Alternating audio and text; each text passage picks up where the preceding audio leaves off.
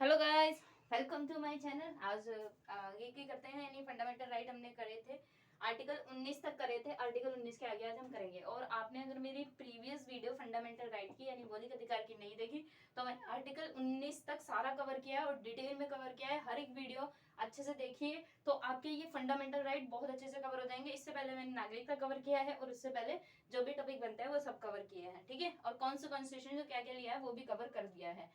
तो आज हम फाइनली आर्टिकल 20 पर पहुंच गए हैं। आर्टिकल 20 के बारे में पढ़ेंगे। उससे पहले मेरी वीडियो को like and subscribe and share करना ना भूलें और सब्सक्राइब और शेयर भी करें ताकि और भी सब्सक्राइब कर सके और भी इस चीज का फायदा उठा सके। आर्टिकल 20 पढ़ते हैं। तो आर्टिकल 20 में क्या कहा है हमारा, जो कि किस में आता है आपको बताया था, ये स्वतंत्रता के अधिकार में आता है, ठीक है। जिसमें बताया था मैंने आर्टिकल 19, 20, 21 और 22 जो कि स्वतंत्रता के अधिकार के अंतर्गत आता है, ठीक है। एक बार रिकैप कर लेते हैं। 19 क्या था, 19 में 7 आधार दिए थे। 19 एक का एक कहता था भाषण और अभिव्यक्ति का स्वतंत्रता है आपके पास, ठीक है। 19 एक फर्स्ट का बी कहता है शांतिपूर्वक सम्मेलन कर सकते हो। 19 फर्स्ट का सी कहता है संघ और संगठन समितियां बना सकते हो।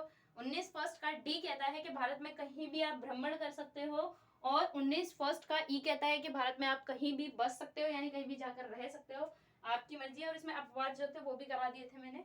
19 फर्स्ट का जो हमारा जी है वो कहता है कि व्यापार व्यवसाय कारोबार कर सकते हो, ये आपका अधिकार है बस। और इसके बाद संपत्ति का अधिकार जो कि हट चुका था और वो हमने हम क्या बना दिया, कानून अधिकार बना दिया है।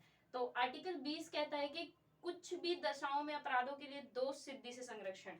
कुछ ऐसी दशाएं हैं, कुछ ऐसी स्थितियां हैं जिनमें आपको किससे संरक्षण मिलता है, तो अपराध से, किससे, सॉरी दोष सिद्धि से। जो दोष सिद्ध आप पे हो जाता है उससे आपको क्या मिलता है, संरक्षण मिलता है। कुछ दशाएं ऐसी हैंगी जो कि आर्टिकल 20 बताता है, ठीक है। उस कुछ दशाओं के बारे में बात कर लेते हैं। तो आर्टिकल 20 का एक क्या कहता है, आर्टिकल 20 का सब क्लोज फर्स्ट कहता है कि सब क्लोज फर्स्ट, ठीक है, क्या कहता है कि भूतलक्षी दांडिक विधियों से संरक्षण, यानी जो विधियां पहले की बनी हुई हैं भूतलक्षी हैं, ठीक है, उन विधियों से, भूतलक्षी दांडिक यानी दंड देने वाली विधियों से, जो भी विधियां बनी हुई हैं उनसे क्या चाहिए, हमें संरक्षण चाहिए, संरक्षण। ये किस में बात की गई है, आर्टिकल 20 के 1 में। एग्जाम्पल के सट्टेबाजी जो है वो लीगल है ऐसा कहा गया अप्रैल 2021 तक, ठीक है। और अब क्या है, 2013 से 2021 तक सट्टेबाजी कर रहे थे, कानून बना था कि 2013 से सट्टेबाजी कर रहा है उसे 50 साल का दंड मिलेगा। तो ये गलत था क्योंकि सट्टेबाजी लीगल लीगल करार है या नहीं है, तो लीगल करार नहीं है, ठीक है, लीगल करार नहीं है। लीगल माना भी जाता था लेकिन अब नहीं है। तो यानी भूतपूर्व यानी जो पहले कानून बने होंगे उसके अकॉर्डिंग आपको दंड नहीं किया जाएगा। जैसे आपने अपराध किया है अभी 2020 में और 2020 में मान लो आपने जो अपराध किया है उसकी सजा हो गई 5 साल और 2020 से पहले सजा थी 6 साल की, तो आपको इसके अकॉर्डिंग नहीं बल्कि इसके अकॉर्डिंग सजा मिलेगी, ठीक है। आर्टिकल 20 का 2 क्या कहता है, आर्टिकल 20 का 2 कहता है, आर्टिकल 20 का 2 सब क्लोज 2 कहता है, क्या कहता है आर्टिकल 20 का सब क्लोज 2 कि दोहरे दंड से संरक्षण मिलेगा आपको, दोहरे दंड से संरक्षण। अब ये दोहरे दंड से संरक्षण का मतलब क्या है, ऐसा दंड जिसके लिए आपको एक बार दंड मिल चुका है, ऐसा अपराध जिसके लिए आप एक बार उसके लिए दंड भोग चुके हो, आप सजा पा चुके हो, दोबारा अगर गवर्नमेंट उसी के लिए आपको अंदर डाल दे, आपको दोबारा, सॉरी गवर्नमेंट, और दोबारा उसी के लिए आपको अगर जो अपराध है वो दोबारा उसी अपराध के अंदर डाल दिया जाए, तो इससे आपको कौन बचाता है, आर्टिकल 20 का 2 जो कि आपका क्या है, मूल अधिकार है, ठीक है। 2 तरह की विधियां होती है, एक भूतलक्षी विधियां और एक भविष्य लक्षी विधियां, यानी जो भविष्य को देखकर बनाई जाती हैं विधियां 2 तरह की होती हैं। एक भूतलक्षी जो पहले से ही बनी हो, पहले से ही देखी हो, और एक होती है भविष्य लक्षी। भविष्य लक्षी मतलब भविष्य में, भविष्य को देखते हुए जो बनाई गई है, ठीक है। और इनमें भी 2 तरह की विधियां होती हैं। इनमें 2 तरह की कौन कौन से केसेस को लेकर बनती है, सिविल को लेकर अलग बनेंगी, क्रिमिनल को लेकर अलग बनेंगी।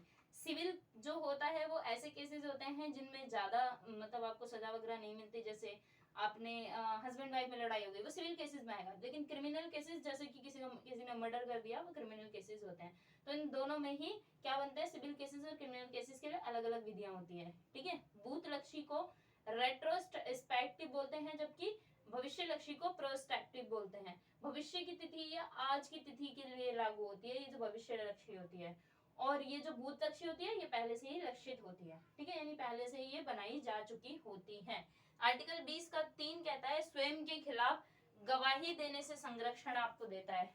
आर्टिकल 20 का 3 स्वयं के खिलाफ गवाही देने से संरक्षण। स्वयं के खिलाफ गवाही देने से संरक्षण।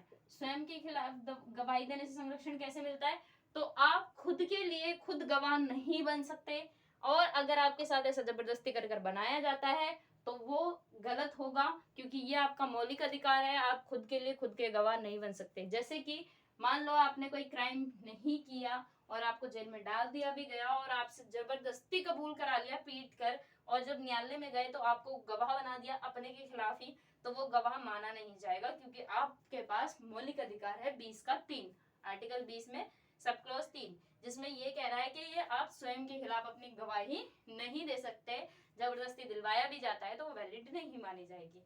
ठीक है, ये थे आर्टिकल 20। तो आर्टिकल 20 क्या कहता है, कुछ दशाओं में आपको संरक्षण देता है, यानी आपको प्रोटेक्शन देता है कि पहले से बनी हुई विधियों के खिलाफ अगर आपको उस विधि के अकॉर्डिंग सजा हो रही है और अपराध आपने आज किया है तो वो आपके लिए सही नहीं है। जबकि 20 का 2 कहता है कि आपको अगर किसी चीज के लिए एक बार दंड मिल चुका है, दोबारा उसके लिए दंड नहीं मिलेगा। 20 का 3 कहता है कि आप स्वयं के खिलाफ कभी भी गवाह नहीं बन सकते, यानी खुद के लिए खुद गवाह नहीं बन सकते। जबरदस्ती कराई भी जाती है तो वो वैलिड नहीं माना जाता। आर्टिकल 21 पे चलते हैं। खत्म हो गए आर्टिकल 20। आर्टिकल 21 क्या कहता है, तो आर्टिकल 21 यानी आर्टिकल 21 कहता है कि प्राण एवं दैहिक स्वतंत्रता दी गई है आपको। प्राण व दैहिक स्वतंत्रता। प्राण व दैहिक स्वतंत्रता से मतलब क्या है, तो प्राण एवं दैहिक स्वतंत्रता का अधिकार आपको दिया गया है। आपको अगर कोई हानि पहुंचाता है तो आप प्राण बचा सकते हो, अपनी स्वतंत्रता कर सकते हो, अपने आप को बचा सकते हो। इसमें कुछ निर्बंधन भी है। निर्बंधन क्या है कि आपके पास प्राण का अधिकार विधि द्वारा छीना जाता है, यानी दैहिक स्वतंत्रता, जैसे कि आप पर कोई क्रिमिनल क्राइम करने पर जेल जाना, ये दैहिक स्वतंत्रता में आता है। ठीक है, तो भाई जेल तो जाना पड़ेगा, क्राइम किया है तो जेल जाओगे। आप वहां पर अपना मौलिक अधिकार नहीं थोप सकते कि मुझे तो दैहिक स्वतंत्रता है। आपको स्वतंत्रता तब होगी जब आप किसी क्रिमिनल केस में क्राइम में नहीं होगे और आप पर कोई अत्याचार या आप पर कुछ हो रहा है, तो आप अपने प्राण बचा सकते हो, अपनी दैहिक स्वतंत्रता कर सकते हो। आर्टिकल 21 के आधार पर आर्टिकल 21 का को ही जोड़ा गया था इसे एक्सप्लेन करने के लिए। आर्टिकल 21 का यानी आर्टिकल 21 का कहो या आर्टिकल फर्स्ट कहो, क्यों जोड़ा गया था, तो आर्टिकल 21 को डिफाइन करने के लिए जोड़ा गया था। कैसे जुड़ा, तो 1984 में कर्नाटक राज्य एक कानून बनाता है। ये जुड़ा क्यों था इसका रीजन भी जान लो।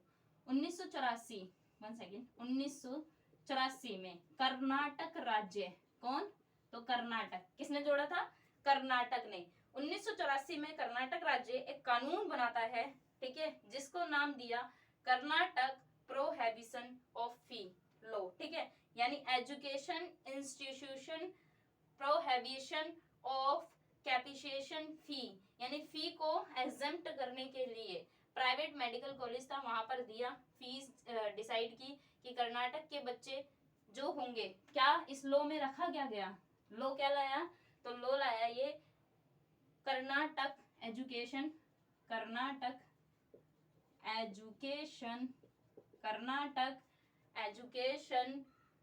इंस्टीट्यूशन प्रोहिबिशन, ठीक है, कंसेशन फी, यानी फी में कंसेशन। ठीक है, और इसमें क्या किया गया, जो प्राइवेट मेडिकल कॉलेज था, प्राइवेट मेडिकल जो कॉलेज था, उसमें कहा गया कि जो कर्नाटक का विद्यार्थी होगा, जो कर्नाटक राज्य में रहने वाला विद्यार्थी होगा, उसको तो फी कितनी देनी होगी, 2000 रुपए। कितनी देनी होगी, 2000 रुपए, ठीक है। लेकिन कर्नाटक के डोमिसाइल वाला बच्चा मतलब सरकारी को ये देनी होगी, सरकारी स्कूलों में। जबकि कर्नाटक का डोमिसाइल जिस पे होगा, जो वहां का डोमिसाइल प्राप्त कर लेगा, यानी वहां का मूल निवास प्राप्त कर लेगा, उस बच्चे को देनी होगी, ये है आपकी 20,000 रुपए और ये है 25,000 रुपए, 2000 रुपए सॉरी, ये गवर्नमेंट, ठीक है। कर्नाटक के बच्चे जो कि सरकार को देंगे, ठीक है, 2000 रुपए, और डोमिसाइल होगा तो 25,000 रुपए। और कर्नाटक से बाहर के बच्चे जो होंगे, जो आउटसाइड कर्नाटक होंगे, ठीक है, उन्हें कितने देने होंगे, तो उन्हें 60,000 रुपए फी देनी होगी। तो ये रूल लेके आया था कर्नाटक सरकार। अब ये आपके हिसाब से सही है, नहीं है। तो एक केस आता है मोहिनी जैन, जो यूपी की थी, उन्होंने फी देखी तो कहा कि इतनी महंगी फीस जो है वो बाहर के बच्चों से ली जा रही है, तो ये सही नहीं है।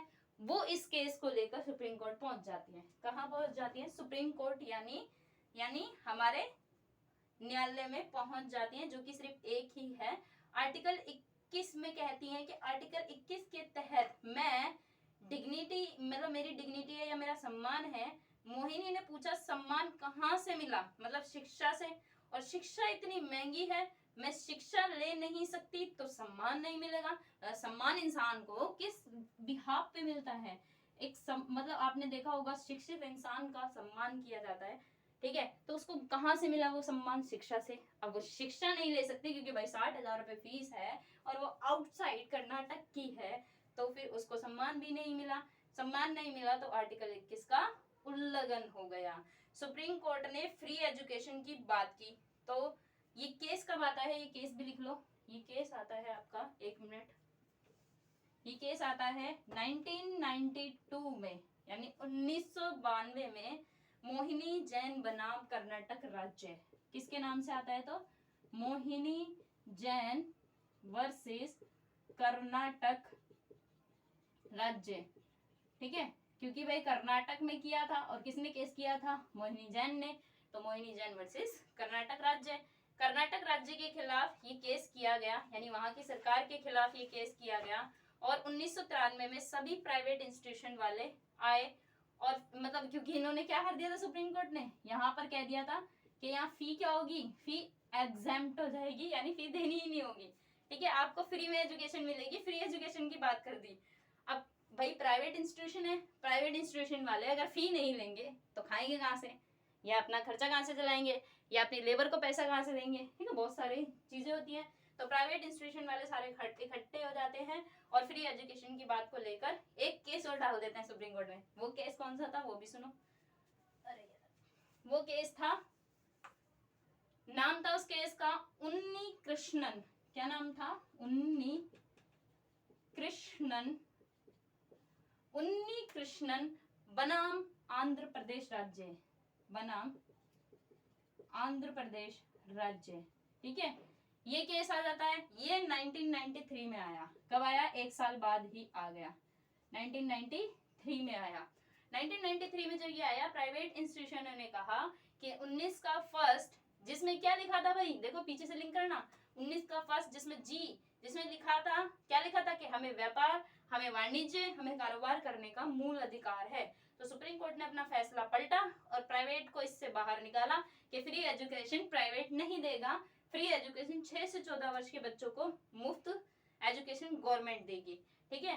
2002 में फिर क्या होता है, 2002 में एक अमेंडमेंट होता है, 86वां कॉन्स्टिट्यूशन अमेंडमेंट, 86 कॉन्स्टिट्यूशन अमेंडमेंट होता है 2002 में। 2002 में आर्टिकल 21 के का को जोड़कर शिक्षा का अधिकार जोड़ दिया। यानी 21 का जोड़ा क्यों, तो 21 का शिक्षा का अधिकार के लेकर जोड़ा, शिक्षा का अधिकार को लेकर जोड़ा। और किसने जुड़वाया भाई, मोहिनी जैन ने। अगर वो केस नहीं करती तो ये जो के जुड़ा हुआ आर्टिकल है, ये आर्टिकल शायद नहीं जुड़ता। तो आर्टिकल का 21 का कब जुड़ा था, आपसे पूछा जा सके तो आप बताओगे 2002 86वें कॉन्स्टिट्यूशन अमेंडमेंट के द्वारा जोड़ा गया था 21 का है क्या 21 के का में, तो 21 के का में बात करता है शिक्षा के अधिकार के बारे में, किसके बारे में? तो शिक्षा के अधिकार के बारे में बात करता है। ठीक है, चलते हैं हम आर्टिकल 22 पर। और इसमें संशोधन भी हो चुका है, 2009 में संशोधन हुआ था। ठीक है, जिसमें सर्व शिक्षा अभियान बना था और 2010 में जाके लागू हुआ था। 2022 आर्टिकल 22 पे चलते हैं। आर्टिकल 22 जो कि हमारा स्वतंत्रता के अधिकार का लास्ट आर्टिकल है, आर्टिकल 22। आर्टिकल 22 क्या कहता है कि कुछ दशाओं में गिरफ्तारी एवं निवारक निरोध से संरक्षण मिलेगा आपको। कुछ दशाओं, मेरे अकॉर्डिंग ना ये हर एक विद्यार्थी को पढ़ना चाहिए, क्योंकि उसके मौलिक अधिकार उसे नहीं पता इस देश में रहते हुए, तो क्या पता होगा। क्योंकि मौलिक अधिकार जानना हर एक स्टूडेंट के लिए नहीं बल्कि हर एक नागरिक के लिए बहुत जरूरी है, तो मौलिक अधिकार तो जानने ही चाहिए। ठीक है, तो कुछ दशाओं में गिरफ्तारी, कुछ दशाओं में गिरफ्तारी व कुछ दशाओं में गिरफ्तारी व निवारक निरोध से संरक्षण, निवारक निरोध से संरक्षण, कुछ दशाओं में गिरफ्तारी व निवारक निरोध से संरक्षण। आर्टिकल इसमें बहुत सारे डाले गए हैं, उनके अकॉर्डिंग बताया गया है। आर्टिकल 22 का फर्स्ट, ठीक है, जो बताएगा निवारक निरोध के बारे में या फिर हमें कुछ दशाओं में गिरफ्तारी से बचाने के लिए। आर्टिकल 22 का फर्स्ट बोलता है, 4 आर्टिकल जोड़े, आर्टिकल 22 का फर्स्ट मतलब डाला था, आर्टिकल 22 का सेकंड, आर्टिकल 22 का 3, आर्टिकल 22 का 4 सब पार्ट। आर्टिकल 22 का सब क्लोज 1 कहता है कि अपनी गिरफ्तारी का कारण जानने का आपको अधिकार है। अगर कोई भी पुलिस वाला आता है और आपको गिरफ्तार करता है, क्या करता है? आपको गिरफ्तार करता है और आपको पता ही नहीं भाई आपने क्राइम क्या किया है, क्यों आया है मुझे गिरफ्तार करने, रीजन क्या है, एटलीस्ट मुझे रीजन तो बताएं। तो बहुत ज्यादा जो क्रिमिनल केसेस होते हैं, जो बहुत बुरी तरह वाले होते हैं, जैसे मर्डर कर दिया, उनको छोड़कर अदर केसेस जो होते हैं उनमें आपको गिरफ्तारी का कारण जानने का आपके पास अधिकार है। आप उससे पूछोगे कि मुझे कारण बता भाई कि मुझे क्यों गिरफ्तार किया जा रहा है। दूसरा, इसमें दूसरा ऑप्शन आपके पास होता है कि आप अपनी रुचि का वकील हायर कर सकते हैं। आपको वो जबरदस्ती अपनी तरफ से कुछ नहीं थोपेगा, आपको खुद एक रुचि के अनुसार वकील हायर करने का अधिकार मिलता है। जब कोई भी आपको गिरफ्तार करने आए तो आप क्या कर सकते हो, फॉर्म में लिखा होता है कि कौन आपको गिरफ्तार कर रहा है, वह रैंक क्या है, ये सब भी डिफाइंड होता है। अगर आप देखोगे तो जो फॉर्म आपके लिए आता है, जब आपको गिरफ्तार करने को आता है, तो उस फॉर्म में मेंशन होता है कि आपको गिरफ्तार कौन सा व्यक्ति, यानी उसका नाम क्या है, किस रैंक पर वो है, मतलब रैंक मतलब कांस्टेबल है, सब इंस्पेक्टर है, किस रैंक पर है, और 2 विटनेस जरूर चाहिए होते हैं, तब तक गिरफ्तार नहीं कर सकता। ठीक है, आर्टिकल 22 का 2 देखो, बहुत डीपली बातें बता दी हैं। आर्टिकल 22 का 2 क्या कहता है, सब आपको ये सब कोई पढ़ाएगा नहीं यूट्यूब पे। ठीक है, आर्टिकल 22 का 2 क्या कहता है, सब क्लोज 2 क्या कहता है कि 24 घंटे के अंदर आपको किसके सामने प्रस्तुत करना है, तो 24 आवर का टाइम है उसके पास, किसके पास, के पुलिस वालों के पास, जिन्होंने आपको गिरफ्तार किया है, जिसने भी आपको गिरफ्तार किया है, सिर्फ उसके पास 24 घंटे का टाइम होता है। अगर वो 24 घंटे के अंदर आपको मजिस्ट्रेट के सामने पेश नहीं करता, मजिस्ट्रेट किसके सामने, मजिस्ट्रेट के सामने, यानी हमें अदालत में पेश करना पड़ेगा, करने का अधिकार है। मजिस्ट्रेट 15 दिन की पुलिस कस्टडी में भेज दिया जाता है, 15 दिन के बाद 75 दिन तक जुडिशियली कस्टडी में डाला जाता है। पहले तो 15 दिन कहाँ भेजा जाएगा आपको, पुलिस कस्टडी में, फिर उसके बाद 75 दिन जुडिशियली कस्टडी में रखा जाएगा, और 90 दिनों में कोई क्राइम प्रूव होता ही नहीं है, कुछ भी आप पे प्रूव नहीं होता, तो आपको जमानत और आपको बेल मिल जाएगी और आपकी पेशियां यानी तारीख पे तारीख स्टार्ट हो जाएगी। ठीक है, आर्टिकल 22 का 3, आर्टिकल 22 का 3 देखते हैं। आर्टिकल 22 का सब क्लोज 3, आर्टिकल 22 का सब क्लोज 3 क्या कहता है कि 22 का 1 और 22 के 2 में जो भी दिया है उनके अपवाद की ये बात करता है। शत्रु देशों के नागरिकों को ये दोनों अधिकार नहीं मिले हुए, ये दोनों अधिकार जो आर्टिकल 22 के 1 में बात करी थी और जो आर्टिकल 22 के 2 में बात करी थी, वो सब अधिकार शत्रु देश के नागरिकों को नहीं है। कौन है हमारा देश शत्रु? पाकिस्तान। ठीक है भाई, ऐसा नहीं है, अब मित्रता बनाकर रखनी चाहिए, बट वही ऐसा करता रहता है तो हम क्या करें। ठीक है, तो शत्रु देश के जो भी नागरिक होंगे उन्हें ये अधिकार नहीं मिलेगा। और यदि किसी व्यक्ति को निवारक निरोध भी किया जाता है, मतलब निवारक निरोध कर लिया जाता है तो इसके तहत गिरफ्तार किया तो भी ये दोनों अधिकार उसे नहीं मिलेंगे। या तो ऐसी सिंपल गिरफ्तार कर लिया या निवारक निरोध के तहत गिरफ्तार कर दिया तो भी उसे ये क्या होगा, ये दोनों अधिकार जो हमें आर्टिकल 22 के 1 में और आर्टिकल 22 के 2 में मिला हुआ है वो अधिकार नहीं मिलेंगे। ये भारत के नागरिकों को मिलते हैं। ठीक है, भारत के नागरिकों के लिए तो है ही है, औरों को भी देते हैं लेकिन बस शत्रु देश के नागरिकों को नहीं देते। आर्टिकल 22 के 4 में क्या कहा गया है, आर्टिकल 22 के सब क्लॉज 4 में क्या गया है, अब वो सुनिए। आर्टिकल 22 के सब क्लॉज 4 में निवारक निरोध की बात की है। तुमने ये वर्ड सुना निवारक निरोध, अब है क्या ये भी सुन लीजिए। निवारक निरोध, इसकी बात की गई है कि निवारक निरोध के बारे में क्या है, तो कोई भी व्यक्ति गुनाह करने वाला है, मतलब ऐसा अंदेशा लग रहा है कि कोई भी व्यक्ति कोई ऐसा क्राइम करने वाला है जो बहुत भयानक होने वाला है, तो क्या कर लेंगे, मतलब कोई भी दंगे फसाद करने वाला है या कोई क्राइम करने वाला है तो उसे शक के आधार पर हम गिरफ्तार कर सकते हैं। इसे निवारक निरोध कहते हैं। ठीक है, और अधिकतम कितने टाइम तक उसे हम 3 महीने या इससे ज्यादा रखते हैं तो सलाहकारी बोर्ड बनाया जाएगा। या 3 महीने से कम तो आप रख सकते हो, लेकिन 3 मंथ होते ही इससे ज्यादा आप अगर रखना चाहते हो उस व्यक्ति को गिरफ्तार करके तो आप क्या बनवाओगे, सलाहकारी बोर्ड बनवाओगे और उनकी सिफारिश पर इसकी डेट आगे बढ़ाई जाएगी। ठीक है, ये था निवारक निरोध। निवारक निरोध के बाद आर्टिकल 22 का सब क्लोज 5, आर्टिकल 22 का सब क्लोज 5 क्या कहता है, तो आर्टिकल 22 का सब क्लोज 5 कहता है कि निवारक निरोध व्यक्ति गिरफ्तारी के कारण जानने का अधिकार है। भाई उसे भी अधिकार है कि निवारक निरोध तो किया है लेकिन किस अपराध में किया है वो जानेगा, आपको वो बताना पड़ेगा, ये भी उसके जानने का अधिकार होता है। तो ये फंडामेंटल राइट जो कि स्वतंत्रता से रिलेटेड थे सारे खत्म होते हैं।